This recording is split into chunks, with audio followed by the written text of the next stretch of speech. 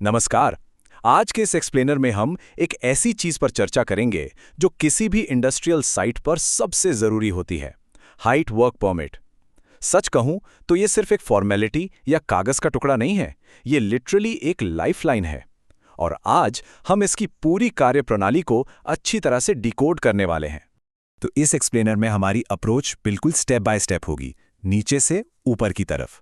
हम शुरुआत करेंगे जुड़े हुए खतरों को समझने से, फिर स्कैफोल्डिंग की नींव को सुरक्षित करने पर आएंगे, आसपास के हैजर्ड्स को मैनेज करना देखेंगे, उसके बाद सेफ वेल्डिंग और कटिंग, और आखिर में वहां काम करने वाले इंसान को सुरक्षा के कवच से लैस करने तक की पूरी प्रोसेस को समझेंगे।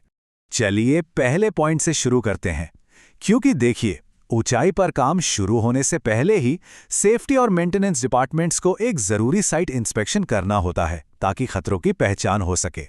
यहां सबसे जरूरी बात यह है कि 4 सबसे बड़े खतरों का उनके डायरेक्ट कंट्रोल मेजर्स के साथ एकदम क्लियर कनेक्शन होता है।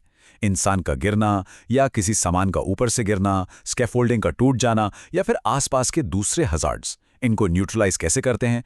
मेटल स्क्रैप और फ्लेमेबल चीजों को वहां से हटाकर, सेफ्टी नेट्स लगाकर और फॉल अरेस्टर्स का इंतजाम करके। मतलब किसी के जमीन से पैर उठाने से पहले ही खतरों को बिल्कुल जीरो करने की कोशिश की जाती है। अब जब इमीडिएट एरिया क्लियर हो गया है, तो अगला फोकस ऑटोमेटिकली उस स्ट्रक्चर पर जाता है जो वर्कर्स को हवा में होल्ड करके रखेगा, यानी हमारा स्कैफोल्ड। एक सेफ स्कैफोल्ड बनाना सिर्फ लोहे के पाइप एक के ऊपर एक रख देना नहीं है। ये एक proper step by step procedure है ताकि ग्रेविटी हमेशा कंट्रोल में रहे। शुरुआत होती है बेस प्लेट्स लगाने से ताकि पोस्ट्स बिल्कुल सीधे और लेवल में रहें। उसके बाद पोल्स को ब्रेस किया जाता है ताकि वो हवा में हिले नहीं। फिर चाली या ग्रेटिंग को बिना किसी गैप के एंकर करना, और सबसे जरूरी बात, हर वर्क प्लेटफॉर्म पर हैंडरेल्स फिक्स करना। ये सब एकदम एग्जैक्ट ऑर्डर में होता है। और हाँ, सिर्फ स्ट्रक्चर खड़ा करना काफी नहीं है। क्या वो ढांचा रिक्वायर्ड लोड ड्यूटी झेल सकता है, ये कंफर्म करना बहुत जरूरी है। इसके अलावा स्कैफोल्ड बनाते वक्त, यूज करते वक्त और उसको खोलते वक्त वहां बैरिकेड्स और टैग्स होने ही चाहिए, और वहां तक पहुंचने का रास्ता एकदम क्लियर और सेफ होना चाहिए। चलिए अब अगले हिस्से पर आते हैं, क्योंकि देखिए, आपका ढांचा चाहे कितना भी मजबूत हो, अगर आसपास का एनवायरनमेंट खतरनाक है तो सब बेकार है। मान लीजिए आसपास कोई गर्म सतह है या स्टीम, ऑयल और कंप्रेस्ड एयर का लीक हो रहा है, तो यहाँ ऐसी एक्सट्रीम सिचुएशंस में इंसुलेटेड शील्डिंग और फिजिकल बैरियर्स सबसे ज़्यादा काम आते हैं। स्पार्क्स और लीक्स के खिलाफ ये शील्ड्स लगाना बिल्कुल क्रिटिकल है। इसके बिना ऊपर काम करना खतरे को सीधा दावत देना है। लेकिन बात यहां खत्म नहीं होती। वहां हवा आने का सही इंतजाम है या नहीं?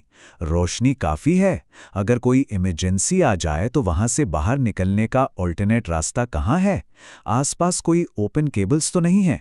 इन सब छोटी छोटी डिटेलिंग्स पर फोकस किया जाता है और प्रिकॉशनरी टैग्स लगाकर उस पूरे एरिया को कॉर्डन ऑफ कर दिया जाता है। इंस्पेक्शन टीम इनमें से एक भी चीज को मिस नहीं कर सकती। अब बात करते हैं चौथे सेक्शन की। जब आप ऊंचाई पर काम कर रहे हैं और वहां पर एक्सट्रीम हीट, स्पार्क्स और फ्लेमेबल गैसेस ले जा रहे हैं, तो चेकिंग का लेवल और भी ज्यादा स्ट्रिक्ट हो जाता है। वेल्डिंग मशीन प्रॉपर्ली अर्थ होनी चाहिए और एक सेफ जगह पर रखी होनी चाहिए। एक बहुत जरूरी बात, जो अर्थिंग या रिटर्न कनेक्शन है, वो डायरेक्टली सिर्फ उसी इक्विपमेंट से जुड़ा होना चाहिए जिस पर वेल्डिंग हो रही है। और किसी भी हालत में एक इमरजेंसी एग्जिट प्लान तो पहले से रेडी होना ही चाहिए।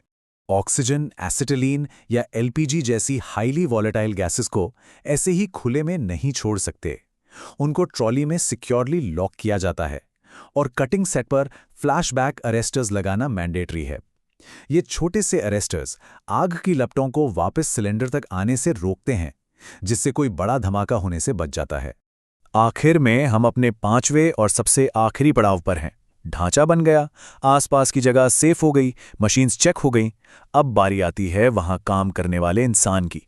देखिए, किसी भी वर्कर को इस प्लेटफॉर्म पर कदम रखने से पहले कितने गियर की जरूरत होती है। सेफ्टी हेलमेट, अच्छे जूते, goggles, face shield, nose mask और ईयरबड्स, फिर जरूरत के हिसाब से बॉयलर सूट या केमिकल सूट, और हाथों में ग्लव्स। इसके बाद ऊंचाई के लिए सेफ्टी बेल्ट, लाइफलाइन रोप और फॉल अरेस्टर।